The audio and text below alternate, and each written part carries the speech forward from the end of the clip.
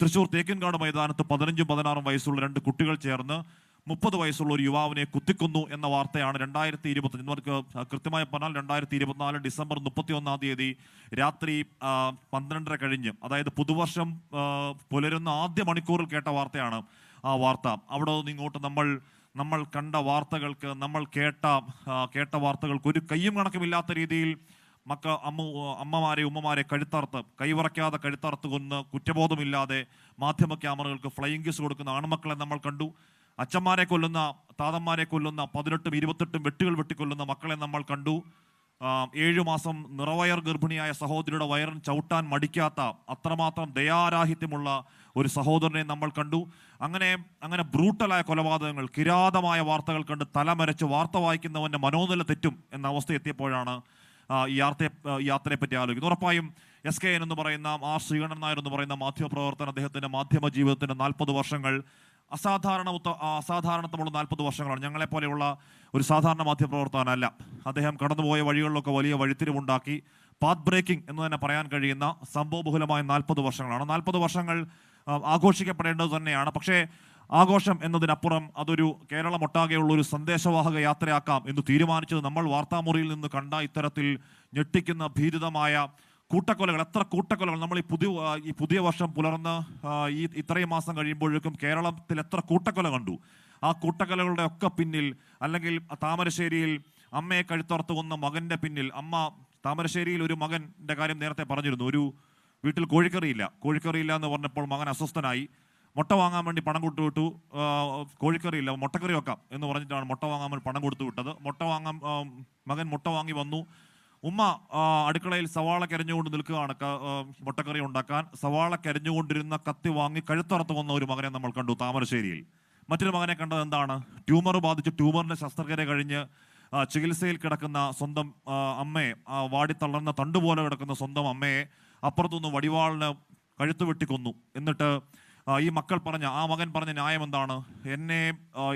എനിക്ക് ഭൂമിയിൽ ജന്മം തന്നതിനുള്ള ശിക്ഷ ഞാൻ ആ സ്ത്രീക്ക് കൊടുത്തു എന്ന് കുറ്റബോധമില്ലാതെ പോലീസുകാരോട്. ഇപ്പോഴും ആ കുറ്റബോധം നമ്മൾ പോലീസ് ഉദ്യോഗസ്ഥർ സംസാരിക്കുമ്പോൾ തരിമ്പിന് പോലും, എന്ന് പറഞ്ഞാൽ ലഹരി ഇറങ്ങിയിട്ട് പോലും തരിമ്പിന് പോലും കുറ്റബോധമില്ലാത്ത മനുഷ്യർ എന്ന് പറയാൻ കഴിയാത്ത അവസ്ഥയിലേക്ക് അവരെ എത്തിക്കുന്നതിൻ്റെ ഒരു പൊതു ചേതോവികാരം നമ്മൾ പരിശോധിച്ചാൽ മനസ്സിലാക്കാൻ കഴിയുന്നത് ഈ പറയുന്ന MDMA എന്ന് പറയുന്ന മാരകമായ രാസലഹരിയാണ്. അപ്പോൾ അതിനെതിരെ യുദ്ധപ്രഖ്യാപനം എന്നുള്ള നിലയ്ക്ക് തന്നെയാണ്. കാര്യം ഇനിയും വൈകിയാൽ വല്ലാതെ വൈകിപ്പോൾ നമ്മളിപ്പോൾ all of A fine sudden day നമ്മൾ അറിയുന്നതല്ല. കേരളത്തിൽ ഇത്തരത്തിൽ MDMA വ്യാപനം എന്ന് നമ്മൾ അറിയുന്നതല്ല. 2 വർഷം മുൻപ് തന്നെ നമ്മൾ കേട്ടതാണ്. കോഴിക്കോട് തന്നെ ഒരു 9ാം ക്ലാസ് വിദ്യാർത്ഥി, അവൾ സ്പോർട്സിൽ മിടുക്കിയാണ്. അവൾ കോച്ചിങ്ങിന് പോകുമ്പോൾ അവളുടെ സീനിയറായ ഒരു ചേച്ചി ഒരു ബിസ്ക്കറ്റ് കഴിക്കാൻ കൊടുക്കുന്നു. 1 ദിവസം കൊടുക്കുന്നു, 2 ദിവസം, 3-ാം നാൾ ആ ബിസ്ക്കറ്റ് കൊടുക്കാതെ പറ്റില്ലെന്നാകുന്നു. 4-ാം ആയപ്പോഴേക്കും ആ ബിസ്ക്കറ്റിന് പണം വേണമെന്ന് ആവശ്യപ്പെടുന്നു. ബിസ്ക്കറ്റിന് പണമില്ല. പറയുന്നു, നീ ഈ ബിസ്ക്കറ്റ് കൊണ്ട് വിറ്റാൽ, ഈ MDMA കൊണ്ട് വിറ്റാൽ നിനക്ക് ഫ്രീ ആയി തരാം ബാക്കി കാര്യങ്ങൾ എന്ന് പറയുന്നു. അവൾ കരിയറായ കാര്യമൊക്കെ നമ്മൾ 2 വർഷം മുൻപ് പറഞ്ഞതാണ്. അന്ന് തന്നെ നമ്മുടെ പരിശോധനകൾ ശക്തമാക്കേണ്ടതായിരുന്നു. പക്ഷേ ഇനി പഴിച്ചിരുന്നിട്ട് കാര്യമില്ല. നമ്മൾ യാത്ര തുടങ്ങി നമ്മൾ അവിടെ നിന്ന് ഇറങ്ങുമ്പോൾ നമ്മുടെ തോന്നൽ എന്താണ്? ഇത് വാർത്തകളിൽ വരുന്ന ഒറ്റപ്പെട്ട സംഭവങ്ങളാണ്. ഏതേതോ മേഖലകളിൽ ഏതേതോ കക്ഷികൾ കുറച്ചെവിടെയൊക്കെ ഇരുന്ന് ഈ സാധനം വെക്കുന്നു, കുറച്ചു പേർ ഇത് ഉപയോഗിക്കുന്നു. അങ്ങനെ ഉപയോഗിക്കുന്നവർ വളരെ കുറച്ചു പേർ മാത്രം അഗ്രസീവ് ആകുന്നു, അക്രമാസക്തരാകുന്നു. അവർ ഇത്തരം അക്രമ സംഭവങ്ങൾക്ക് നേതൃത്വം നൽകുന്നു. അങ്ങനെ സമൂഹത്തെ മൊത്തം ഗ്രസിക്കുന്ന ഒരു മാരകമായ വിപത്താണ് എന്നൊരു തോന്നലേ സത്യം പറഞ്ഞാൽ നമ്മൾ ആ വാർത്താമുറിയിൽ നിറങ്ങുമ്പോഴില്ല. പക്ഷേ ഇന്നിപ്പോൾ ഇവിടെ നിൽക്കുമ്പോൾ 13 ജില്ലകൾ പൂർത്തിയാക്കി, 14-ാം ജില്ലയിൽ ഇന്ന് വൈകിട്ട് കണ്ണൂരും പൂർത്തിയാക്കി, കാസർഗോഡെ കടക്കാൻ ഇവിടെ നിൽക്കുമ്പോൾ ഉള്ളിൽ സത്യം പറഞ്ഞാൽ തോന്നുന്നത് വലിയ ഞെട്ടലാണ്, വലിയ പേടിയാണ്, വലിയ ഭീതിയാണ്. അത്രത്തോളം പൊട്ടാൻ നിൽക്കുന്ന ഒരു വോൾക്കാനോയ്ക്ക് മുകളിലാണ് നമ്മുടെ നിൽപ്പ് എന്ന് നിസ്സംശയം നെഞ്ചിൽ കൈവച്ച് പറയാം. അത് പറയുന്നതിന് കാരണം നമ്മൾ പോയി അന്വേഷിക്കുന്നത്, ഇപ്പോൾ നമുക്കൊപ്പം ഒരു ഗവേഷക സംഘം സഞ്ചരിക്കുന്നുണ്ട്. എന്തിനാണ് ആ ഗവേഷക സംഘം? നമ്മൾ യാത്ര പൂർത്തിയാക്കിയാൽ മുഖ്യമന്ത്രിക്ക് സർക്കാരിന് മുന്നിൽ ഒരു റിപ്പോർട്ട് സമർപ്പിക്കും, ഒരു ആക്ഷൻ ടേക്കൺ റിപ്പോർട്ട് എന്ന മട്ടിൽ.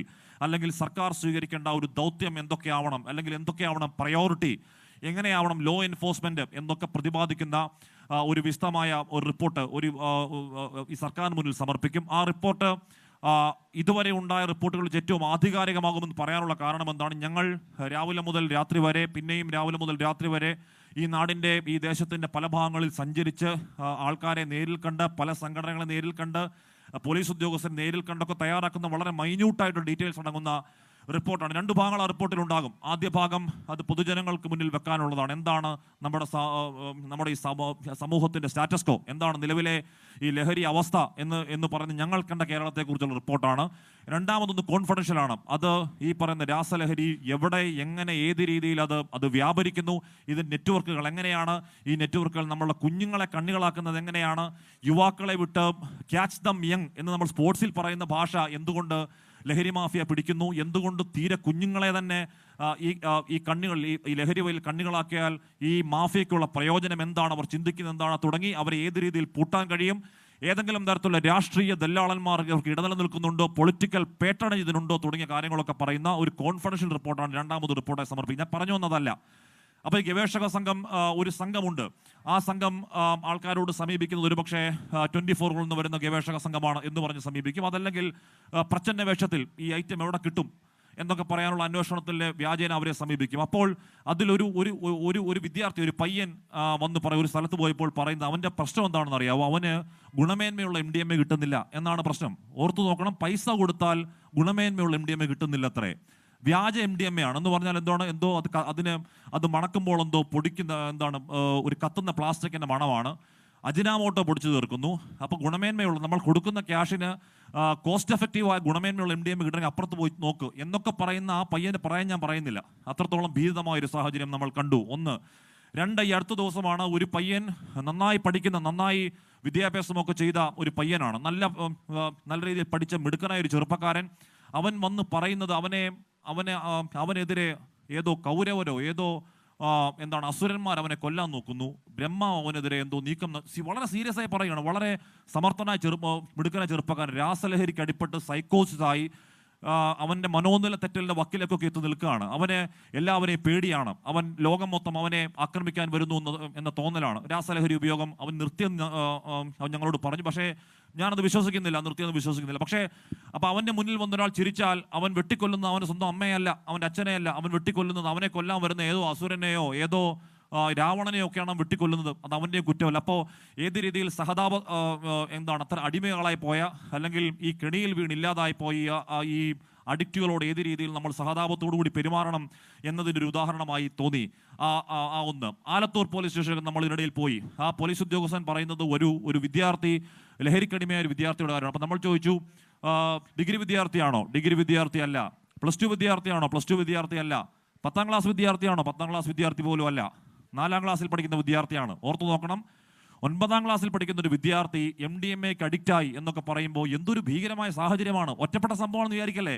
ഏതെങ്കിലും ഒറ്റ 4ാം ക്ലാസ്സിൽ പഠിക്കുന്ന വിദ്യാർത്ഥി കേരളത്തിൽ MDMA അഡിക്റ്റായി എന്നൊന്നും അല്ല അതിന് കാരണം. വളരെ വ്യാപകമായ രീതിയിൽ അത്തരത്തിൽ തീരെ ചെറിയ കുട്ടികളെ ലക്ഷ്യമിടുകയും തീരെ ചെറിയ കുട്ടികൾ അവരുടെ വലയിൽ വീഴുകയും പോയി ചെയ്തു എന്ന് പറയുമ്പോൾ നമ്മൾ ഇനിയും അതിൽ ശബ്ദിക്കാതിരുന്നാൽ ഈ നമ്മുടെ ഇവിടുത്തെ ധീര എന്ന് പറയുന്ന വാട്സാപ്പ് കൂട്ടായ്മ പോലെ, ഫാരിഷ് ആബിദ് എന്ന് പറഞ്ഞ പഞ്ചായത്ത് പ്രസിഡന്റിനെ പോലെ കേരളം ഒട്ടാകെ അത്തരത്തിൽ സജീവമായി നാട്ടുകൂട്ടങ്ങൾ ഒന്നടങ്കം ആ ലഹരി മാഫിക്കെതിരെ രംഗത്തിറങ്ങുന്നില്ലെങ്കിൽ പ്രിയപ്പെട്ടവരെ, നമ്മുടെ തലമുറ പടുവാക്കിലാണ് എന്ന് ഉറപ്പായി നമുക്ക് പറയാൻ കഴിയും.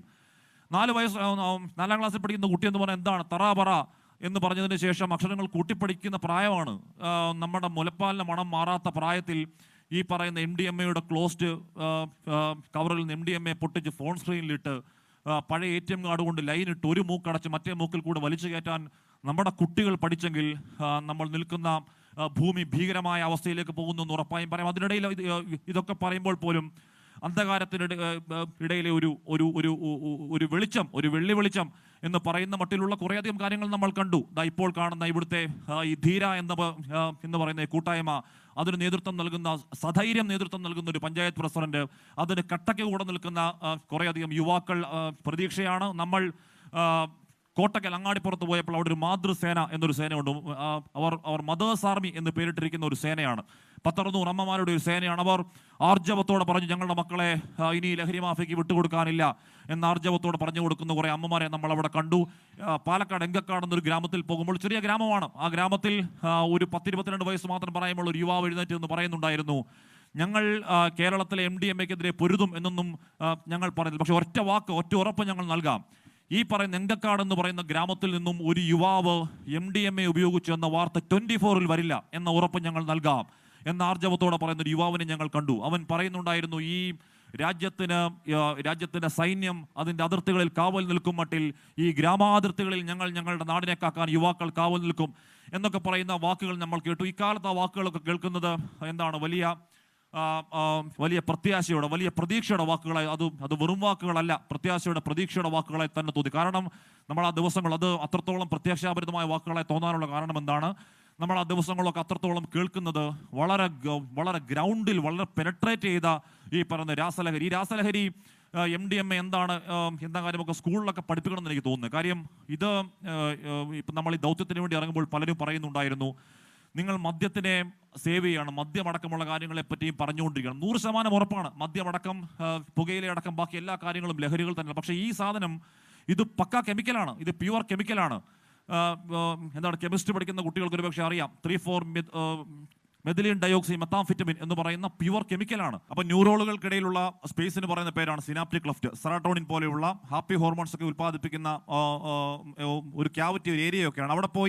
അവിടെ കൺഫ്യൂഷൻ ഉണ്ടാക്കി, അവിടെ വ്യാജമായ രീതിയിൽ ഹാപ്പി ഹോർമോൺസ് നിറച്ച് അങ്ങനെ നമ്മുടെ നാഡീവ്യവസ്ഥയെ തകർത്ത് നമ്മുടെ തലച്ചോറുകളെ ഇല്ലാതാക്കി അങ്ങനെ മൊത്തത്തിൽ മുടിപ്പിച്ച് കളയുന്ന കെമിക്കലാണ്, ഒന്നാം തരം കെമിക്കലാണ്. ഇത് കില്ലർ ഡ്രഗാണ് എന്ന് പറഞ്ഞാൽ ഈ പറയുന്ന addictioncenter.com എന്ന് പറയുന്നൊരു വെബ്സൈറ്റ് ഉണ്ട്. അതിൽ കയറി നോക്കുന്നവർക്കറിയാം ഈ പറയുന്ന പുതിയ കാല പ്രവണതകളെക്കുറിച്ച്, അഡിക്ഷൻ ഉണ്ടാക്കുന്ന പുതിയ മരുന്നുകളെക്കുറിച്ച്, മരുന്നുകളുടെ മാരക ഇഫക്റ്റുകളെ കുറിച്ചൊക്കെ വിശദമായി പ്രതിപാദിക്കുന്ന ഒരു ശാസ്ത്രീയ വെബ്സൈറ്റാണ്. അതിൽ കയറി നോക്കിയാൽ ഏറ്റവും ഒടുവിൽ വരുന്ന റിപ്പോർട്ട് പ്രകാരം ലോകത്തെ തന്നെ ഏറ്റവും മാരകമായ മനുഷ്യന്മാരെ കൊന്നുകളയുന്ന 10 ഡ്രഗുകളിൽപ്പെട്ട MDMA, ഹെറോയിൻ, കൊക്കൈൻ അടക്കമുള്ള കാര്യങ്ങൾ കേരളത്തിൽ നിന്നും അത്രത്തോളം സാധാരണമായ രീതിയിൽ പിടിച്ചെടുക്കുന്നു. കേസുകൾ പെറ്റുപെരുകുന്നു. Keralam the drug capital of India എന്നൊരു പത്രം തലക്കെട്ടെഴുതുന്നു എന്നൊക്കെ പറയുമ്പോൾ മനസ്സിലാക്കാം നമ്മൾ എത്തി നിൽക്കുന്ന ഭീകരാവസ്ഥ എത്രത്തോളമാണ്. അപ്പം നമുക്കിനി ഏതെങ്കിലും തരത്തിൽ വിശ്രമിക്കാൻ സമയമില്ല എന്ന പ്രഖ്യാപനം തന്നെയാണ് നമ്മുടെ ഈ യാത്ര. ലോക ചരിത്രത്തിലെന്നല്ല രാജ്യചരിത്രത്തിൽ ഒരു പക്ഷേ ഏതെങ്കിലും ഒരു മാധ്യമ സ്ഥാപനം അങ്ങനെ ഒരു പ്രത്യേക സന്ദേശം ഏറ്റെടുത്തുകൊണ്ട് കേരളം മുഴുവൻ അല്ലെങ്കിൽ ഒരു സംസ്ഥാനം മുഴുവൻ നടന്നിട്ടുണ്ടോ എന്ന് എനിക്കറിയില്ല. അങ്ങനെ ഉണ്ടായിട്ടില്ല എന്ന് തന്നെയാണ് എൻ്റെ ബോധ്യം. അതാണ് അതിൻ്റെ പശ്ചാത്തലം, അതാണ് അതിൻ്റെ ചരിത്രം.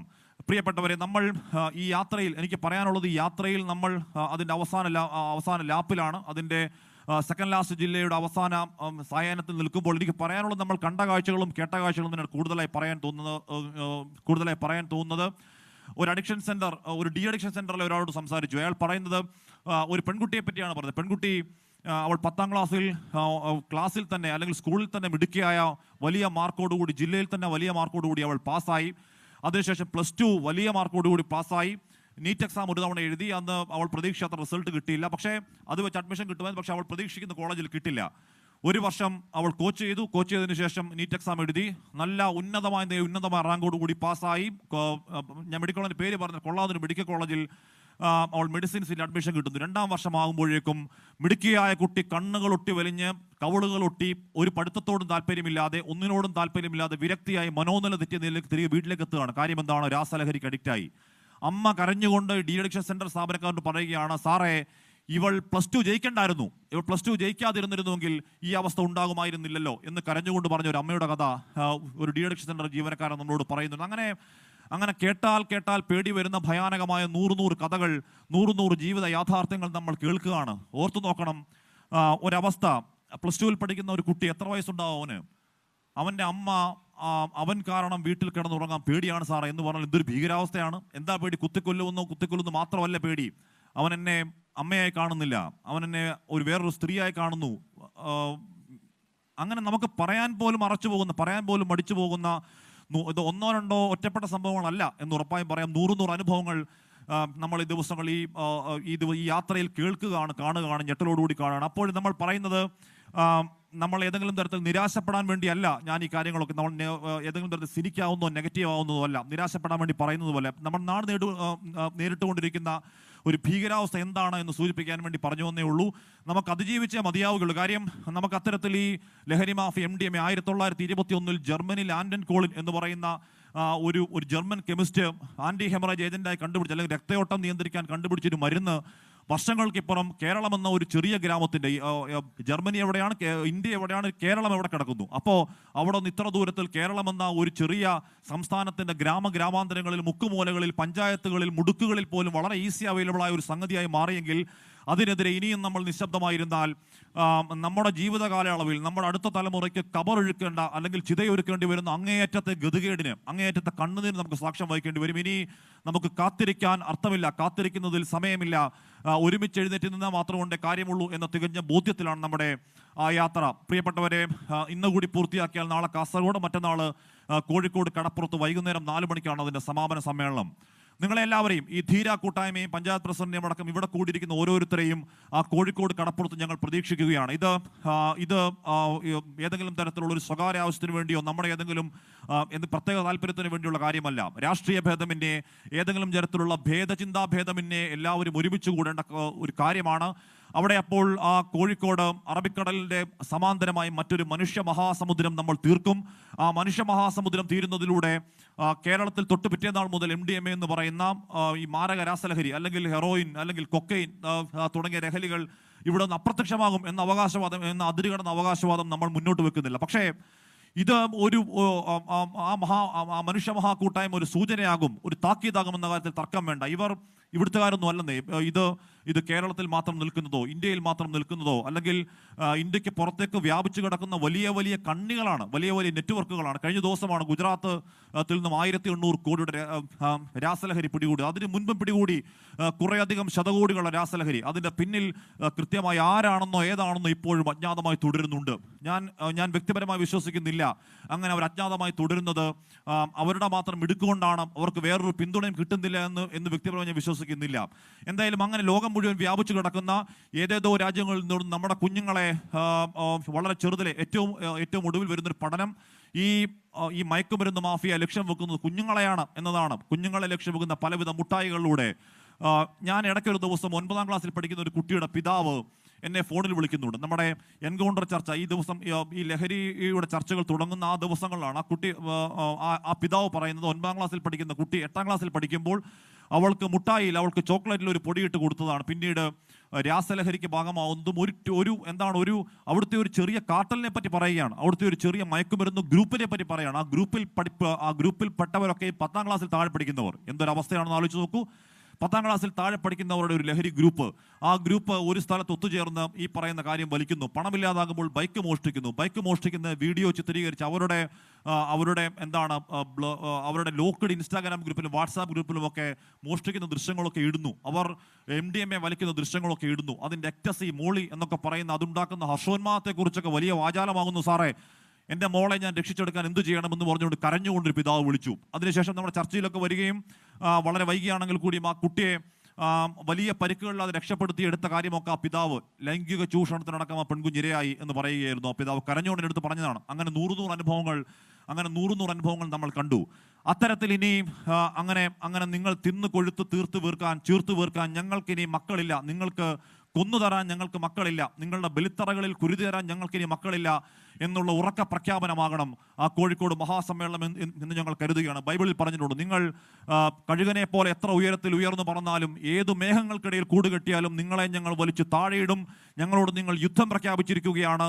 അവസാന MDMA-ക്കാരനും ഈ ഭൂമിയിൽ നിന്ന് കടക്ക് പുറത്ത് എന്ന് പറയുന്ന ഒരു മഹാസമ്മേളനമാകും അത്. ഇതിലും വലിയ ബ്രിട്ടീഷ് സാമ്രാജ്യത്തോട് പൊരുതി അവരുടെ കയ്യിൽ നിന്നും സ്വാതന്ത്ര്യം നേടിത്തുന്ന വലിയ സാമ്രാജ്യത്വ വിരുദ്ധ ശക്തികളുള്ള, അല്ലെങ്കിൽ സാമ്രാജ്യത്വ വിരുദ്ധ പോരാളികളുടെ പിന്മുറക്കാരാണ് നമ്മൾ. അതുകൊണ്ട് നമുക്കതിനുള്ള ആർജവുമുണ്ട്, നമുക്കതിനുള്ള വീറും വാശിയുമുണ്ട്, നമുക്കതിനുള്ള ശക്തിയും സ്ഥൈര്യവും ധൈര്യവുമുണ്ട്. ഇറങ്ങി പുറപ്പെടുക മാത്രമാണ് വേണ്ടത്. അപ്പോൾ ഒരിക്കൽ കൂടി എല്ലാവരെയും ഞാൻ കോഴിക്കോട് കടപ്പുറത്തേക്ക് മറ്റന്നാൾ വൈകുന്നേരം 4 മണിക്ക് ഞാൻ എല്ലാവരെയും ക്ഷണിക്കുകയാണ്. എന്തായാലും നമ്മൾ കോവിഡ് കാലം അതിജീവിച്ചവരാണ്, നിപ്പ കാലം അതിജീവിച്ചവരാണ്, നമ്മൾ മഹാവ്യാധി കാലങ്ങൾ അതിജീവിച്ചവരാണ്, നമ്മൾ 1ഉം 2ഉം മഹാപ്രളയകാലങ്ങൾ അതിജീവിച്ചവരാണ്. ഈ ദുരന്തകാലവും കേരളം എന്ന് പറയുന്ന കൊച്ചു പ്രദേശത്ത് അതിജീവിക്കാൻ കഴിയും എന്ന പ്രത്യാശ പങ്കുവെച്ചുകൊണ്ട് എന്ന പ്രാർത്ഥനയോടുകൂടി ഞാൻ നിർത്തുകയാണ്. Thanks lot. നമ്മുടെ ഈ ഒരു പരിപാടിയുമായി ബന്ധപ്പെട്ടിട്ട് ധീര വളണ്ടിയേഴ്സിന്റെ നേതൃത്വത്തിൽ നമ്മളെല്ലാവർക്കും, പ്രത്യേകിച്ചും പുറത്തുനിന്ന് നമ്മുടെ നാട്ടിൽ വരുന്ന ആൾക്കാരെ ഏറ്റവും കൂടുതൽ നല്ല രീതിയിൽ സ്വീകരിക്കുന്ന ആൾക്കാരാണ് നമ്മൾ ഓരോരുത്തരും. അതുകൊണ്ട് തന്നെ നമ്മുടെ തനിമ ഉണർത്തുന്ന ഒരു കോൽക്കളി, MRF കോൽക്കളി സംഘം മാട്ടൂൽ സൗത്തിൻ്റെ ഒരു ചെറിയൊരു കലാവിരുന്ന് ഇവിടെ ഒരുക്കിയിട്ടുണ്ട്. അപ്പോൾ ആ ഒരു കലാവിരുന്ന് കാണുന്നതിന് വേണ്ടിയിട്ട് എല്ലാവരെയും ക്ഷണിക്കുകയാണ്. അത് നമുക്ക് സമർപ്പിക്കുന്നതിന് വേണ്ടിയിട്ട് MRF ടീമിനെ മൊത്തത്തിൽ നമ്മൾ ക്ഷണിക്കുകയാണ്. ഒരു കാര്യം കൂടി പറയാനുള്ളത്, ഈ ഒരു പരിപാടിക്ക് വേണ്ടിയിട്ട് ധീര വളണ്ടിയേഴ്സ് ഒരുപാട് കാര്യങ്ങൾ കുറേ ദിവസങ്ങളായിട്ട് ചെയ്യുന്നുണ്ട്. ചിലപ്പോൾ ചിലരുടെയൊക്കെ മനസ്സിൽ ഒരുപാട് പ്രശ്നങ്ങളുണ്ട്. അതായത് ധീര വളണ്ടിയേഴ്സ് ചെയ്യുന്ന പ്രവർത്തികൾ അത് വെറും നമ്മുടെ ആൾക്കാർക്ക് വേണ്ടിയിട്ട്, അല്ലെങ്കിൽ നമ്മൾ കുറച്ച് ആൾക്കാർക്ക് വേണ്ടി മാത്രം എന്തൊക്കെയോ ഫേമസ് ആവാൻ വേണ്ടിയിട്ടാണെന്നൊക്കെ അടിച്ചിറക്കുന്ന കുറേ ന്യൂസുകളും കാര്യങ്ങളും നമ്മൾ കണ്ടു. അപ്പോൾ എല്ലാവരോടും പറയാനുള്ളത്, ഒരു നാടിൻ്റെ നന്മക്കാണ്, നമ്മുടെ മക്കൾക്കാണ് ഈ ഒരു കാര്യത്തിന് വേണ്ടി ഇറങ്ങുമ്പോൾ നമുക്കും ഉണ്ട് വീട്ടിൽ കുടുംബവും കുട്ടികളും ഒക്കെ. എന്നാൽ അവരെയൊക്കെ മാറ്റി നിർത്തിക്കൊണ്ട് ഈ നാടിൻ്റെ നന്മക്കാണ് ഒരുമിച്ച് നിൽക്കുന്നത്. അതിന് ഈ നാട്ടിലെ എല്ലാവരും, പ്രത്യേകിച്ചും ഉമ്മ ഉപ്പ എല്ലാവരും കൂടെ ഉണ്ട്. നിങ്ങളും എല്ലാവരും സഹകരിക്കുക, എല്ലാവരും കൂടെ നിൽക്കുക. ലഹരി എന്ന മഹാവിപത്തിനെ ഈ നാട്ടിൽ നിന്ന് ഓടിക്കുന്നതിന് വേണ്ടിയിട്ട് എല്ലാവരും കൂടെ നിന്നുകൊണ്ട് ഒറ്റക്കെട്ടായിട്ട്, ഈ നാടിനൊരു ചരിത്രമുണ്ട്, ആ ചരിത്രം കൂടി ഒന്ന് പറയാൻ ഞാൻ ആഗ്രഹിക്കുകയാണ്. കാരണം ഏതൊരു കാര്യത്തിന് ഇറങ്ങി തിരിച്ചാലും 100% വിജയം കണ്ടെത്തിയ നാടാണ്. അതിന് ഏറ്റവും വലിയ ഉദാഹരണമാണ് 2022 SMA ബാധിച്ച മുഹമ്മദ് മോന് വേണ്ടിയിട്ട് 18 കോടി രൂപ ചോദിച്ചപ്പോൾ 48 കോടി രൂപ 5 ദിവസം കൊണ്ട് സമ്പാദിക്കാൻ സാധിച്ചത് ഈ നാടിൻ്റെ പ്രത്യേകതയാണ്.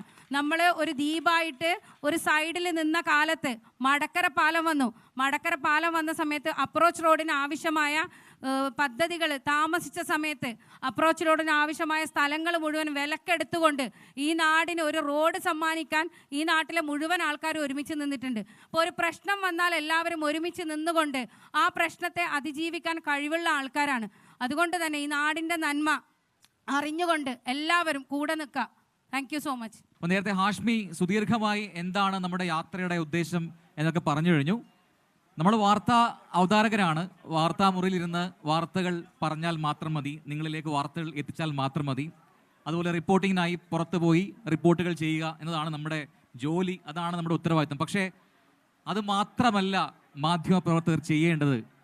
നമുക്കെല്ലാം ഒരു സോഷ്യൽ കമ്മിറ്റ്മെൻ്റ് ഉണ്ട്, അല്ലെങ്കിൽ സാമൂഹിക ഉത്തരവാദിത്തമുണ്ട്. അത് ചെയ്യണമെന്ന് SKN പറഞ്ഞു. SKN 40 വർഷം മാധ്യമമേഖല പൂർത്തിയാക്കുന്ന സമയത്ത് നമ്മളെല്ലാം SKN പിന്നാലെ കൂടി. അങ്ങനെ ഒരു യാത്ര കഴിഞ്ഞ മാസം ആരംഭിച്ചതാണ് തിരുവനന്തപുരത്തു നിന്നും. അങ്ങനെ ഓരോ ജില്ലകൾ ഇങ്ങനെ കടന്ന് കാസർഗോഡ് എത്താൻ പോകുന്നു. നാളെ കാസർഗോഡ് സമാപിക്കുകയാണ് നമ്മുടെ കേരള യാത്ര. അത് കഴിഞ്ഞ് നേരത്തെ ഹാഷ്മി പറഞ്ഞതുപോലെ കോഴിക്കോട് വെച്ചാണ് ഞായറാഴ്ച നമ്മളൊരു വലിയ മഹാസമാപന സമ്മേളനം സംഘടിപ്പിക്കുന്നത്. 1 ലക്ഷത്തോളം ആളുകളെ അവിടെ പ്രതീക്ഷിക്കുകയാണ്. നമ്മൾ ഈ കടന്നു വന്ന ഓരോ ജില്ലകളിലുമുള്ള ആൾക്കാർ അവിടെ വരണം എന്നുള്ള ആഗ്രഹിക്കുന്നു. ഏറ്റവും പ്രധാനപ്പെട്ട ഒരു കാര്യം എനിക്ക് സൂചിപ്പിക്കാനുള്ളത്, ഞാൻ ഈ നാട്ടുകാരനാണ്, തൊട്ടടുത്താണ്, പയ്യന്നൂരിനടുത്താണ് എൻ്റെ സ്ഥലം. അപ്പോൾ ഈ പെരിങ്ങോ എന്ന് പറയും. ഈ മാട്ടൂൽ എനിക്ക് എങ്ങനെയാണ് പ്രിയപ്പെട്ടതെന്ന് വെച്ചാൽ, ഒരു 4-5 വർഷക്കാലം ഞാൻ അധ്യാപകനായിരുന്നു. അപ്പോൾ എൻ്റെ ഒരുപാട് വിദ്യാർത്ഥികൾ ഈ മാട്ടൂലും പഴയങ്ങാടിയിലൊക്കെ ഉണ്ട്. അവരൊക്കെ ഇവിടെ എവിടെയെങ്കിലുമൊക്കെ ഉണ്ടാവുമെന്ന് ഞാൻ പ്രതീക്ഷിക്കുന്നു. അപ്പോൾ അതുകൊണ്ട് അങ്ങനെ ഒരു പ്രിവിലേജ് എനിക്കുണ്ട്. അത് എടുത്തുകൊണ്ടാണ് പറയുന്നത്. നമ്മുടെ യുവാക്കളെ അല്ല ഇപ്പോൾ ലഹരി മാഫിയ സംഘങ്ങൾ ലക്ഷ്യമിട്ടുള്ളത്. ആ ട്രെൻഡല്ല ഇപ്പോൾ, കുറച്ചുകൂടെ ഇൻ്റർനാഷണൽ ലെവലിലാണ് അവർ ലക്ഷ്യമിടുന്നത്. നമ്മുടെ കുഞ്ഞുങ്ങളെയാണ്, കൊച്ചുകുട്ടികളെയാണ്. എളുപ്പത്തിൽ വീഴ്ത്താൻ പറ്റും എന്നതാണ് ആ പോസിറ്റീവായിട്ട് അവർ കാണുന്നത്. അതുകൊണ്ട് ഞാൻ പറയുന്നു, നമ്മുടെ വീട്ടകങ്ങളിൽ നിന്നാണ് നമ്മൾ ഈ ലഹരിക്കെതിരെയുള്ള പോരാട്ടം തുടങ്ങേണ്ടത്. നമ്മുടെ കുട്ടികൾക്ക് സ്കൂളിൽ പോയിട്ട് തിരിച്ചു വന്നാൽ അവർക്ക് വളരെ സ്വതന്ത്രമായി നമ്മളോട് കാര്യങ്ങൾ പറയാനുള്ള ഒരു സ്വാതന്ത്ര്യം അത് നമ്മൾ രക്ഷിതാക്കൾ നൽകണം, നമ്മുടെ ബന്ധുജനങ്ങൾ നൽകണം, നമ്മുടെ സുഹൃത്തുക്കൾ നൽകണം, നാട്ടുകാർ നൽകണം. ഒന്ന് ആലോചിച്ച് നോക്കിയേ, 1-ാം ക്ലാസ്സിൽ പഠിക്കുമ്പോൾ നമ്മളൊരു ദിവസം നടന്ന കാര്യങ്ങളെല്ലാം വീട്ടിലൊന്ന് പറയും. അമ്മയോടോ അച്ഛനോടോ ഉമ്മയോടോ ഉപ്പയോടോ പറയും. 2-ാം ക്ലാസ്സിലും പറഞ്ഞു, 3-ാം ക്ലാസ്സിൽ പറഞ്ഞു, 4-ാം ക്ലാസ്സിൽ പറഞ്ഞു, 5-ാം ക്ലാസ്സിൽ പറഞ്ഞോ? ആലോചിച്ച് നോക്കിയേ. 6-ാം ക്ലാസ്സിൽ പറഞ്ഞോ? 7-ാം ക്ലാസ്സിൽ പറയാറുണ്ടായിരുന്നോ? 8-ൽ പറയാറുണ്ടായിരുന്നോ? 10-ാം ക്ലാസ്സിലെത്തിയപ്പോൾ നമ്മൾ വീട്ടിൽ വന്ന് സ്കൂളിൽ നടന്ന എല്ലാ കാര്യങ്ങളും പറയാറുണ്ടോ? പണ്ട് പറഞ്ഞോ, ഇപ്പോൾ പറയുന്നുണ്ടോ? വലിയ ചോദ്യമാണത്. ഏത് ക്ലാസ്സിലായിക്കോട്ടെ, +2 ആയിക്കോട്ടെ, ഇനി കോളേജിലായിക്കോട്ടെ, എന്താണ് സംഭവിച്ചെന്നൊക്കെയുള്ള കാര്യങ്ങൾ വീട്ടിൽ വന്ന് പറയാൻ നമ്മുടെ മക്കൾക്ക് പറ്റണം. കാരണം അവരെയാണ് ടാർഗറ്റ് ചെയ്തിരിക്കുന്നത്. ഞാൻ ഒരൊറ്റ കാര്യം പറയാം. ഞാൻ കൊച്ചിയിലാണ് വർക്ക് ചെയ്യുന്നതെന്ന് അറിഞ്ഞ് കണ്ണൂരിൽ നിന്നും കൊച്ചിയിൽ വന്ന് പഠിക്കുന്ന 1-ാം വർഷ ഡിഗ്രി വിദ്യാർത്ഥിയായ ഒരാൾ എന്നെ വിളിച്ചിരുന്നു. എനിക്ക് പേഴ്സണലി അറിയില്ല, എൻ്റെ നമ്പർ ഇവിടുന്നോ കണ്ട് പയ്യന്നൂരിൽ നിന്നുള്ള കോൺടാക്റ്റിൽ കിട്ടി. അങ്ങനെ എന്നെ വിളിച്ചതാണ്, ഞാനിവിടെ വർക്ക് ചെയ്യുന്നുണ്ടെന്ന് പറഞ്ഞിട്ട്. അപ്പോൾ അയാൾക്ക് പറയാനുണ്ടായത് ഒരു കാര്യമാണ്. അതായത് +2 കഴിഞ്ഞിട്ട് കൊച്ചിയിൽ വന്ന് പഠിക്കുകയാണ്.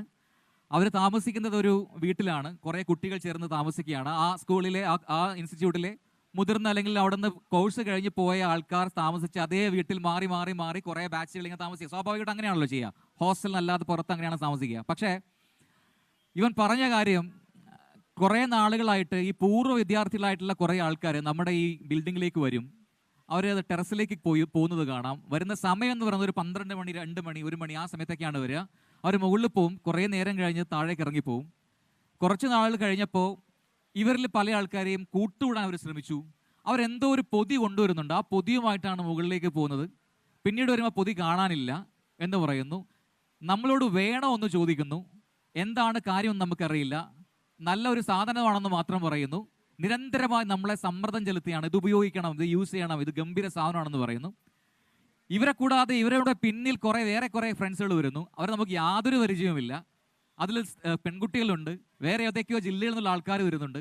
എന്താണെന്ന് മനസ്സിലാവും. തൊട്ടടുത്ത വീട്ടിലൊക്കെ പറഞ്ഞപ്പോൾ കുറച്ച് നാൾ നാട്ടുകാരൊക്കെ വന്നപ്പോൾ അവർ ആ രീതിയൊന്നും മാറ്റിപ്പിടിച്ചു. നേരിട്ട് അങ്ങോട്ട് വരില്ല, അതിന് പകരം കൃത്യമായിട്ടൊരു കോഡ് മെസ്സേജ് സെൻഡ് ചെയ്യും രാത്രി 1 മണിയൊക്കെ ആകുമ്പോഴത്തേക്കും. എന്നിട്ട് ഇവിടെ എന്ത് ചെയ്യും, ഒരു ടീമായിട്ട് അടുത്ത ജംഗ്ഷൻ വരെ നടന്നു പോകും, അവിടെ നിന്ന് സാധനം വാങ്ങിയിട്ട് വരും, തിരിച്ച് വീണ്ടും ഇതേപോലെ ടെറസിൽ പോയിരുന്ന് ഈ സംഭവമാണ്. MDMA തുടങ്ങിയിട്ടുള്ള മാരക ലഹരി മരുന്നുകൾ ഉപയോഗിക്കുന്ന ഒരു സംഘമാണ്. ചെറിയ ചെറിയ ക്വാണ്ടിറ്റിയിലാണ് കൊണ്ടുവരിക. അപ്പം എന്നെ വിളിച്ച ഇയാളോടും പറഞ്ഞു നീ ഇത് ഉപയോഗിക്കണം എന്ന് പറഞ്ഞു. അപ്പം ഇവൻ പേടിച്ചിട്ടാണ് എന്നെ വിളിക്കുന്നത്. എന്താ സംഭവം, ഭയങ്കര പേടിയാണ്, വീട്ടിൽ പറയാൻ പേടി. അപ്പം നമ്മളെ വിളിക്കുകയാണ്. നമുക്ക് പരിചയമുള്ള ഡാൻസ് ഓഫ് ടീമിൽ ഈ കാര്യം പറഞ്ഞു. അവരൊരു 3 ദിവസം കൊണ്ട് ഈ ടീമിനെ അങ്ങ് പൊക്കി. പക്ഷെ അവർ ചെറിയ കണ്ണികളാണ്. അവർക്കിത് ഡിസ്ട്രിബ്യൂട്ട് ചെയ്യുന്ന വേറെ വലിയ ടീംസ് ഉണ്ട്. അവർ മറ്റ് ജില്ലക്കാരാണ്. അവർക്കിത് ഡിസ്ട്രിബ്യൂട്ട് ചെയ്ത് മറ്റ് സംസ്ഥാനത്തു നിന്ന ആൾക്കാരാണ്. അങ്ങനെ പറഞ്ഞു വരുന്നത് ഇതൊരു വലിയ കണ്ണിയാണ്, വലിയൊരു ചങ്ങലയാണ്. ഇപ്പൊ ഹാഷ്മി നേരത്തെ പറഞ്ഞു, ഗുജറാത്ത് തീരത്ത് കഴിഞ്ഞ 2 ആഴ്ച മുമ്പെയാണ് 1800 കോടിയുടെ മയക്കുമരുന്ന് പിടിച്ചു. 1800 കോടി രൂപയാണ്. നമ്മുടെ അറബിക്കടൽ, ഈ കാണുന്ന കടലിന്റെ മറ്റൊരു തീരത്ത് കൊച്ചിക്കടുത്താണ് ആ പിടുത്തമുണ്ടായത്. പിന്നീട് നമ്മൾ കേട്ടത് ഗുജറാത്തിൽ നിന്ന് കഴിഞ്ഞ് പിന്നീട് ഇപ്പോൾ പിടുത്തം കണ്ടത് നമ്മുടെ കൊച്ചിയിൽ നിന്നൊക്കെ വളരെ അടുത്ത് ചെല്ലാവുന്ന ദൂരമാണ്. അതായത് റെയ്ഡ് നടക്കുന്നു എന്ന് കണ്ടപ്പോൾ ഇവരെന്ത് ചെയ്യുന്ന അറിയോ, വലിയ ഷിപ്പുകളിൽ ഇത് കടത്തുന്ന ആൾക്കാർ, വലിയ ഉരുകളിലൊക്കെ കടത്തുന്ന ആൾക്കാർ ഇത് കാണുമ്പോൾ ഇത് കടലിലേക്ക് തള്ളിയിട്ടിട്ട് രക്ഷപ്പെട്ട് കളയും. അപ്പോൾ അങ്ങനെ സീസ് ചെയ്ത് കൊണ്ടുവന്ന ലഹരി വസ്തുക്കൾ പിടിച്ചത് ക്വാണ്ടിറ്റി നോക്കിയപ്പോൾ മാർക്കറ്റിൽ 1800 കോടിയുടെ മയക്കുമരുന്നാണ്. ഇതൊക്കെ എവിടേക്കാണ് പോകുന്നത്? നമ്മുടെ തീരങ്ങളിൽ നിന്ന് ബോട്ടുകളിൽ പോവുകയാണ്, ഇവരുമായി ഡീൽ ചെയ്യുന്ന ആൾക്കാർ പോവുകയാണ്, ചെറിയ ചെറിയ ക്വാണ്ടിറ്റികളിൽ വാങ്ങിക്കൊണ്ടുവരികയാണ്. അത് ഡിസ്ട്രിബ്യൂട്ട് ചെയ്യാൻ മറ്റു കുറേ ടീമുകൾ അവർ പല ജില്ലകളിലേക്ക് വ്യാപിപ്പിക്കുന്നു. നമ്മുടെ കുട്ടികളെ അടക്കം ക്യാരിയേഴ്സായിട്ട് യൂസ് ചെയ്യുന്നു എന്നുള്ളതാണ്. ചെറിയ കുട്ടികളെയാണ് ക്യാരിയർമാരാക്കുന്നത്. മെല്ലെ മെല്ലെ ക്യാരിയറായി തുടങ്ങുന്നു, അവർ മെല്ലെ അത് യൂസ് ചെയ്ത് തുടങ്ങുന്നു, അങ്ങനെ അതിന് അടിമകളായി മാറുന്നു. അങ്ങനെ അതൊരു വലിയ ബിസിനസ്സായി മാറ്റുകയാണ് ഒരു വലിയ വിഭാഗം ആൾക്കാർ. അപ്പോൾ ഇതിനെതിരെ ഞാൻ നേരത്തെ പറഞ്ഞു, നമ്മൾ തുടങ്ങേണ്ടത് വീട്ടിനകത്താണ്. വീട്ടിനകത്ത് നിന്ന് തുടങ്ങണം. അമ്മയ്ക്കും അച്ഛനും ഉമ്മയ്ക്കും ബാപ്പയ്ക്കും എല്ലാം വന്ന് അത് കുട്ടികളുമായി സംവദിക്കാനുള്ളൊരു സാഹചര്യം നമ്മൾ ഉണ്ടാക്കണം. എപ്പോഴോ നമ്മളത് മറന്നുപോയിട്ടുണ്ട്. ഏതോ ക്ലാസ്സിൽ വെച്ച് നമ്മൾ ആ ശീലം മറന്നുപോയിട്ടുണ്ട്. ചെറിയ ക്ലാസ്സുകൾ നമ്മൾ പറഞ്ഞു തുടങ്ങിയ എല്ലാ കാര്യങ്ങളും വന്ന് പറയുന്ന നമ്മുടെ മക്കൾ ഏതോ ഒരു ക്ലാസ്സിൽ വെച്ച് ഏതോ ഒരു മൊമെന്റിൽ വെച്ച് അത് നിർത്തിയിട്ടുണ്ട്. ആ നിർത്താനുള്ള കാരണം നിങ്ങൾ ആലോചിക്കണം. അപ്പോൾ സ്വാഭാവികമായിട്ടും ഞാൻ ദീർഘിപ്പിക്കുന്നില്ല. നമ്മൾ ഇറങ്ങി തിരിച്ചിരിക്കുന്നത് മാധ്യമപ്രവർത്തകരാണ്, വാർത്താ അവതാരകരാണ്. പക്ഷേ നമ്മൾക്ക് തോന്നുന്നു ഇതൊരു സാമൂഹ്യ വിപത്താണെന്നുള്ളത്. അതിന് പിന്നാലെ പോകണമെന്ന് തോന്നുന്നു. അങ്ങനെയാണ് SKന്റെ യാത്രയ്ക്ക് പിന്നാലെ നമ്മളും കൂടിയത്. AC മുറികളിൽ നിന്നൊക്കെ വാർത്ത വായിക്കുന്ന ആൾക്കാരെല്ലാം നമ്മളെല്ലാം ഇതിന് പിറകെ ഇങ്ങനെ ഓരോരോ ടീമായിട്ട് ഓരോ ജില്ലകളിലേക്ക് പോവുകയാണ്. ആഹ്വാനം ഇതാണ്, നമ്മൾ ഒറ്റയ്ക്ക് മാത്രമായി പോരുത്, നിങ്ങളും വേണം നമ്മുടെ കൂടെ. പല കൂട്ടായ്മകൾ, ഇതുപോലെ ധീര പോലുള്ള കൂട്ടായ്മകൾ എല്ലായിടങ്ങളിലും ഉണ്ടാവട്ടെ. അങ്ങനെ ഒറ്റക്കെട്ടായി നമുക്ക് ഈ വിപത്തിനെ നേരിടണം. അതിനായി നമ്മൾ ഈ 20-ാം തീയതി സംഭാവന സമ്മേളനം ഒരു നല്ല അവസരമാണ്. നമുക്ക് പ്രത്യേകിച്ച് രാഷ്ട്രീയമോ മറ്റ് സംഘടനകളുടെ പിൻബലമോ ഒന്നുമില്ല. നിങ്ങൾക്ക് അറിയാം, രാഷ്ട്രീയമില്ല, മതമില്ല, ജാതിയില്ല, ഒന്നുമില്ല. നമ്മൾ സാധാരണക്കാരായ ജനങ്ങളാണ്, സാധാരണക്കാരായ ആൾക്കാരാണ്. നിങ്ങൾക്കിടയിൽ വന്ന് വാർത്തകൾ പറയാനൊക്കെ ഇഷ്ടപ്പെടുന്ന SKന്റെ കൂട്ടരാണ് നമ്മളെല്ലാം. അപ്പോൾ അതുകൊണ്ട് നിങ്ങളെല്ലാം സ്വാഗതം ചെയ്യുന്നു. ഞാൻ ഈ നാട്ടുകാരനാണ്, അതുകൊണ്ട് ആ ഒരു പ്രിവിലേജിലാണ് ഞാൻ നിങ്ങളെ സ്വാഗതം ചെയ്യുന്നത്. കോഴിക്കോട് കടപ്പുറത്തേക്ക് ഞായറാഴ്ച വൈകിട്ട് 4 മണിക്കാണ് നമ്മുടെ പ്രോഗ്രാം. ഒരു വലിയ മഹാപ്രഖ്യാപനം അവിടെ ഉണ്ടാകും. അത് ഈ ലഹരി മാഫിയ സംഘങ്ങൾക്കെതിരെയാണ്. അപ്പോൾ ആ പോരാട്ടത്തിൽ നിങ്ങളുണ്ടാകുമെന്ന് ഉറപ്പോടെ ഞാൻ നിർത്തുകയാണ്. നിങ്ങൾ കാതോർത്ത് കഴിഞ്ഞ് കുറേ മണിക്കൂറുകളായി കാത്തിരിക്കുന്ന SKന്റെ വാക്കുകളിലേക്കാണ്. അപ്പോൾ ഒരു നല്ല കയ്യടിയോടെ നമുക്ക് SKനെ സ്വാഗതം ചെയ്യാം.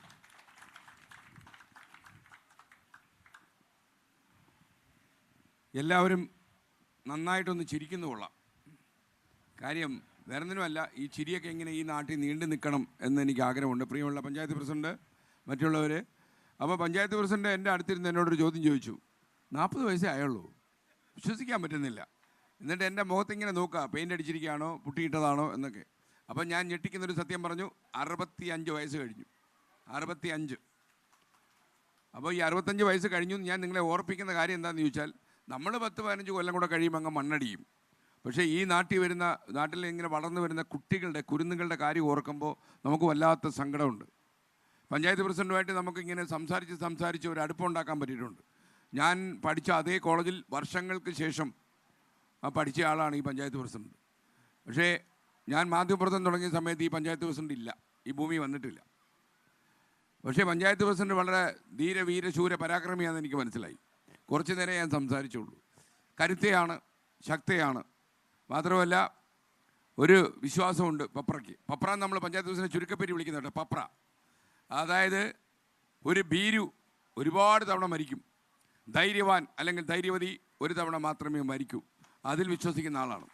നിങ്ങളും ആ വിശ്വാസം നിലനിർത്തണം. കാരണം ചാക്കാലയെ പേടിച്ച് നല്ല കാര്യം നടക്കുന്നില്ലെങ്കിൽ അതിനെ ചെറുക്കാൻ നമുക്ക് കഴിയണം.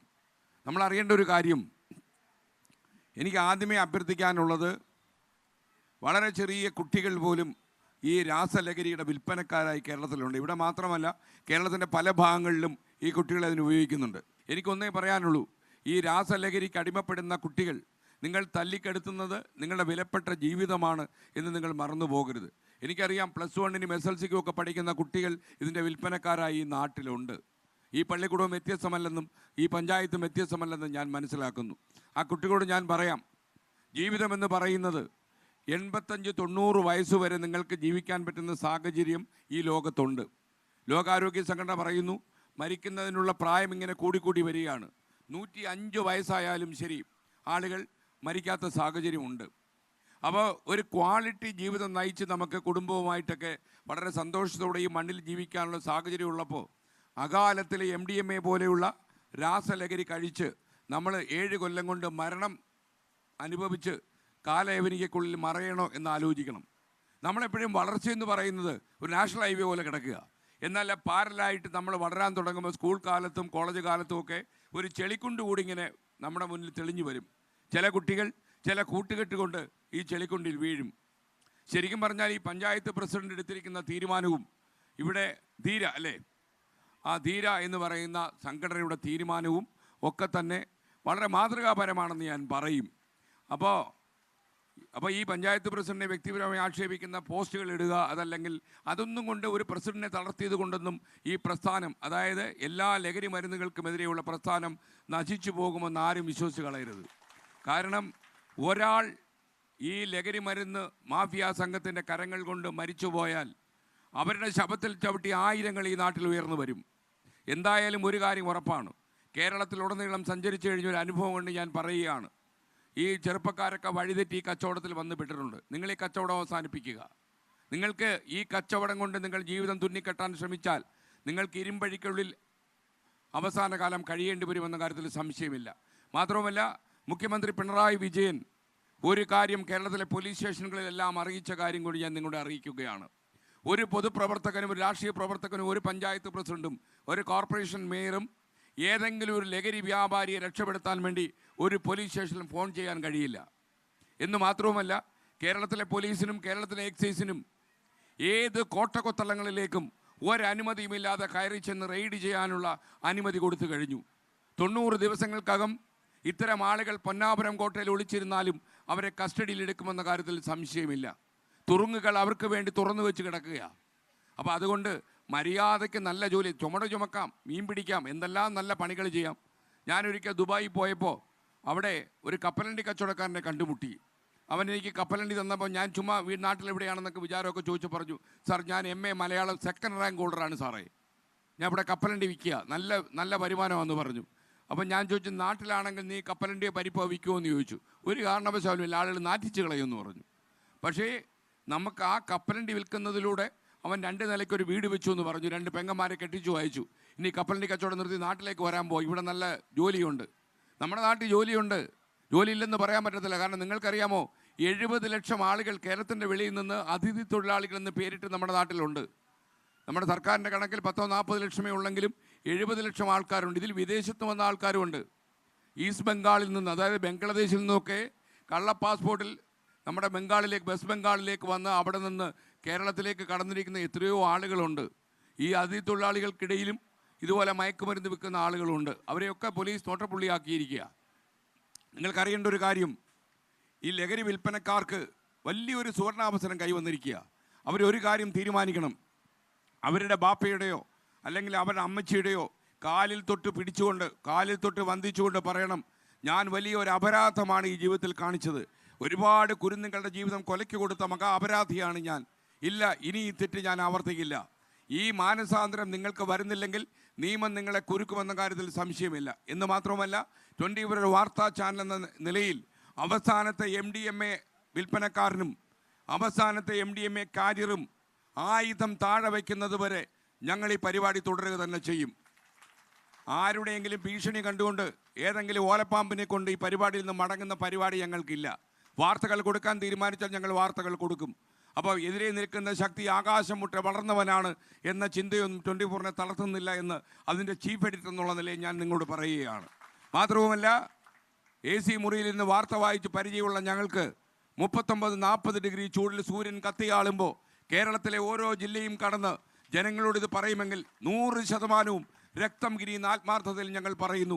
ഈ ലഹരി മാഫിയകൾ, ഈ ലഹരി സംഘങ്ങൾ നമ്മുടെ കുഞ്ഞുങ്ങളെ കൊലയ്ക്ക് കൊടുക്കും, നമ്മുടെ കുട്ടികളെ ഇല്ലാതാക്കും. നമ്മുടെ അണുകുടുംബത്തിൽ 1-2 കുഞ്ഞുങ്ങളുള്ള നമ്മുടെ കുടുംബത്തിൻ്റെ തായ് വേര് അറുത്തു വീഴ്ത്താനുള്ള ഈ ഭീകര സംഘങ്ങളെ അവൻ്റെ നാരായ വേര് പിഴുതെടുക്കുന്നത് വരെ ഈ സമര പരിപാടികളുമായി ഞങ്ങൾ മുന്നോട്ട് പോകും. അത് കേരളത്തിൽ ഞങ്ങൾ നൽകുന്നൊരു മുന്നറിയിപ്പാണ്.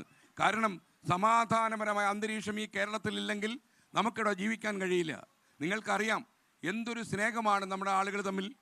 കോവിഡ് കാലത്ത് നമ്മൾ കണ്ടില്ലേ, റോഡിൽ ആളുകൾ ചത്തുമലച്ചപ്പോൾ, ചെറിയൊരു കൃമികീടം നമ്മുടെ ആളുകളെ കൊന്നൊടുക്കിയപ്പോൾ വാവിട്ട് ഓരോ ബന്ധുജനങ്ങളും ശവക്കോട്ടയിലേക്ക് തള്ളി മാറ്റപ്പെട്ടപ്പോൾ നമ്മുടെ ആളുകൾക്ക് എന്തൊരു സ്നേഹമായിരുന്നു. പ്രളയം വന്ന് വെള്ളം നമ്മുടെ മേളിലൂടെ മറിഞ്ഞ് നമ്മുടെ ഭാവി തച്ചുടച്ചപ്പോൾ നമ്മൾ കൈത്താങ്ങായവരല്ലേ? ഏതെല്ലാം പ്രതിസന്ധി ഘട്ടങ്ങളിൽ കേരളം മുഖമിടിച്ച് വീണിട്ടുണ്ടോ അപ്പോഴൊക്കെ എല്ലാം നമ്മളിലെ മലയാളി ഉണർന്നിട്ടുണ്ട്. ഒരിക്കൽ കൂടി നിങ്ങൾ ഉണരണം. ഞാൻ പറയുന്നത്, കോഴിക്കോട് കടപ്പുറത്ത് ഈ ഞായറാഴ്ച വൈകുന്നേരം 4 മണിക്ക് എത്ര ജോലി തിരക്കുണ്ടെങ്കിലും നിങ്ങൾ അവിടേക്ക് വരണം. അറബിക്കടലിൻ്റെ സാന്നിധ്യത്തിൽ അലറിയടിക്കുന്ന കടലിൻ്റെ ജനസാഗരത്തിൻ്റെ ശക്തിയിൽ നമ്മൾ വിളിച്ചു പറയണം, ഒരു MDMA-കാരനും കേരളത്തിൽ വേര് പിടിക്കാൻ നമ്മൾ അനുവദിക്കില്ല. ഒരു രാസലഹരിക്കാരനും ഈ നാട്ടിൽ രാസലഹരി വിറ്റഴിക്കാൻ നമ്മൾ ചെയ്യില്ല, നമ്മൾ അനുവദിക്കില്ല. ഈ നാട്ടിൽ ഇഷ്ടം പോലെ പണിയുണ്ടെന്നേ, ഇവർക്കൊക്കെ ഇഷ്ടം പോലെ ജോലിയെടുക്കാം, കരുത്തന്മാരാണ്. കുട്ടികളെയൊക്കെ വല വീശി പിടിച്ച് അവരെ രാസവിൽപ്പനക്കാരാക്കി ഈ നാടിൻ്റെ ഭാവി ചരിത്രം ഒരു മാറ്റി എഴുതുകയാണ്. കേരളമെന്ന് പറഞ്ഞാൽ കുറച്ചു കാലം കഴിയുമ്പോൾ വിദേശത്തൊക്കെ വരുന്ന സഞ്ചാരികൾക്ക് വളരെ കുട്ടികൾ പോലും രാസലഹരി കഴിക്കുന്ന, ഭക്ഷിക്കുന്ന സംസ്ഥാനമായി മാറണം. അത്തരമൊരു നാണക്കേട് നമുക്ക് താങ്ങണോ? നമ്മൾ ആലോചിക്കുക. ഈ പഞ്ചായത്ത് പ്രസിഡന്റ് വഴിയെ ഞാൻ ആരാധിക്കുന്നത് എന്തുകൊണ്ടാണെന്ന് അറിയാമോ? അവരൊരു സ്ത്രീജനമാണെങ്കിലും അവരെ വ്യക്തിപരമായി ആക്ഷേപിച്ച് അവരുടെ അഭിപ്രായങ്ങളിൽ നിന്ന് അവരെ ചലിപ്പിക്കുവാൻ പല ആൾക്കാരും ശ്രമിക്കുന്നുണ്ട്. പ്രസിഡന്റ് എടുത്ത തീരുമാനം വളരെ നല്ലതാണ്. കാര്യം കുരുന്നുകളോടുള്ള താല്പര്യവും സ്നേഹവും കൊണ്ടാണ് അവരൊരു പഞ്ചായത്ത് പ്രസിഡന്റ് എന്ന നിലയിലല്ല. നമ്മുടെ സോക്രട്ടീസ് എന്ന് പറയുന്ന ഒരു ചിന്തകനുണ്ടായിരുന്നു ഗ്രീസിൽ. ഈ സോക്രട്ടീസ് എന്ന ചിന്തകൻ അദ്ദേഹം ഒരു കോടതിയിൽ ഹെംലോക്ക് എന്ന് പറയുന്ന മാരകമായ വിഷം കുടിച്ച് മരിക്കുന്നതിന് മുമ്പ് ഒരു വിചാരണ നടക്കുകയായിരുന്നു. ജഡ്ജിമാരിരുന്ന് ഓരോന്നിങ്ങനെ കിറുവാണങ്ങൾ അടിച്ചുകൊണ്ടിരിക്കുമ്പോൾ സോക്രട്ടീസ് ചാടി എഴുന്നേറ്റു. സോക്രട്ടീസ് പറഞ്ഞു, men of the jury, acquit me or convict me, never I shall change my ways even if I am to die 1,000 deaths. അദ്ദേഹം പറഞ്ഞു, ഒന്നുകിൽ നിങ്ങൾ എന്നെ ശിക്ഷിക്കുക ജഡ്ജിമാരെ, അല്ലെങ്കിൽ എന്നെ വെറുതെ വിടുക. 1000 പ്രാവശ്യം മരിക്കേണ്ടി വന്നാലും എൻ്റെ അഭിപ്രായങ്ങളിൽ നിന്ന് ഒരണുവിടെ വ്യതിചലിക്കാൻ ഞാൻ തയ്യാറല്ല എന്ന് പറഞ്ഞ് സോക്രട്ടീസ് സീറ്റിലിരുന്നു. അവസാനം അദ്ദേഹത്തെ ഹെംലോക്ക് എന്ന് പറയുന്ന മാരക വിഷം കുടിപ്പിച്ച് ആ ന്യായാധിമാരെ കൊന്നൊടുക്കി. അത് മറ്റൊരു കഥ, മറ്റൊരു അധ്യായം. നമ്മളറിയാം, ഏതെങ്കിലും പരമമായ ലക്ഷ്യം നമ്മുടെ നാട്ടിൽ നിറവേറ്റപ്പെട്ടിട്ടുണ്ടെങ്കിൽ ആരെങ്കിലുമൊക്കെ ജീവത്യാഗം ചെയ്തിട്ടുണ്ട്. ആരുടെ ശവത്തിൽ ചവിട്ടിയായാലും നമ്മുടെ കുട്ടികൾ തുമ്പികളെപ്പോലെ തുള്ളിക്കളിച്ച് പാറി നമ്മുടെക്കിടയിൽ നടക്കേണ്ട കുഞ്ഞുങ്ങളെ ബലി കൊടുക്കുന്ന ഈ ബലിത്തറയിലേക്ക് ഇനി ഒരു കുഞ്ഞിനെയും അയക്കുന്നില്ല എന്ന് ശപഥം ചെയ്തുകൊണ്ട് ഈ ഞായറാഴ്ച വൈകുന്നേരം 4 മണിക്ക് നിങ്ങളെല്ലാവരും അവിടെ എത്തുക. ഒരു കാര്യം കൂടി ഞാൻ പറയട്ടെ. ഈ രാസലഹരി വിൽപ്പനക്കാരായി മാറിയിട്ടുള്ള ചെറുപ്പക്കാർ, ചില ആളുകൾ മര്യാദക്കാരാ, അവർ കഴിക്കത്തില്ല, നാട്ടുകാരെ കൊണ്ട് കഴിപ്പിക്കത്തേ ഉള്ളൂ. അവരോടും കൂടി ഞാൻ പറയുകയാണ്, നിങ്ങൾ ഈ പണി നിർത്തണം, ഈ പണി നിർത്തണം. നിങ്ങൾ ഈ നാടിനോട് ചെയ്യുന്ന അപരാധം ചില്ലറയല്ല എന്ന തിരിച്ചറിവ് നിങ്ങൾക്ക് വേണം. നിങ്ങൾക്ക് പണം ഉണ്ടാക്കാൻ ഇഷ്ടം പോലെ വഴി ഈ രാജ്യത്തുണ്ട്. ഒരു സംരംഭകൻ കൂടിയായ ഞാൻ നിങ്ങളോട് പറയുന്നു, നിങ്ങൾക്ക് കഠിനാധ്വാനം ചെയ്യാൻ തയ്യാറുണ്ടെങ്കിൽ ഈ നാട്ടിൽ 100 വഴികൾ നിങ്ങളുടെ മുന്നിൽ തുറന്നു കിടപ്പുണ്ട്. അതിന് ഇത്രയും അപകടകരമായ ഒരു വഴി തിരഞ്ഞെടുത്ത് നമ്മുടെ ആളുകളെ കൊലയ്ക്ക് കൊടുക്കേണ്ട ആവശ്യമില്ല. ഒരിക്കൽ കൂടി നിങ്ങളെ ഞാൻ ക്ഷണിക്കുന്നു കോഴിക്കോട്ടേക്ക് ഞായറാഴ്ച വൈകുന്നേരം 4 മണിക്ക്. നല്ലൊരു പുലരി നമ്മുടെ നാട്ടിൽ ഉണ്ടാക്കുമെന്ന പ്രതീക്ഷയോടെ ഞാൻ അവസാനിപ്പിക്കുന്നു. നമുക്ക് ഇനിയും കാണാം. അടുത്ത ലൊക്കേഷനിലേക്ക് നമുക്ക് നീങ്ങാൻ സമയമായി. ഇനി ടെലിവിഷനിൽ ബാക്കി കാണാം. Good bye. പ്രിയപ്പെട്ടവരെ, ലഹരിക്കെതിരെ ധീരമായ ചുവടുവെപ്പുമായിട്ട് കേരള യാത്ര നടത്തുന്ന 24 ന്യൂസിൻ്റെ പ്രിയപ്പെട്ട SKNന് ധീരയുടെ പൊന്നാട സമർപ്പിക്കുകയാണ്.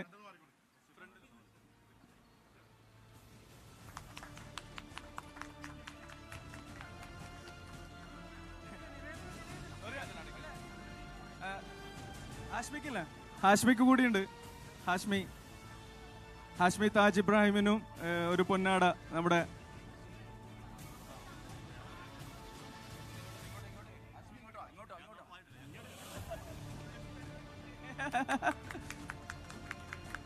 ഒരു നിവേദനം കൂടിയുണ്ട് മുഖ്യമന്ത്രിക്ക് സമർപ്പിക്കുന്നതിന് വേണ്ടി. ധീരയുടെ നിവേദനം പ്രിയപ്പെട്ട SKNന്.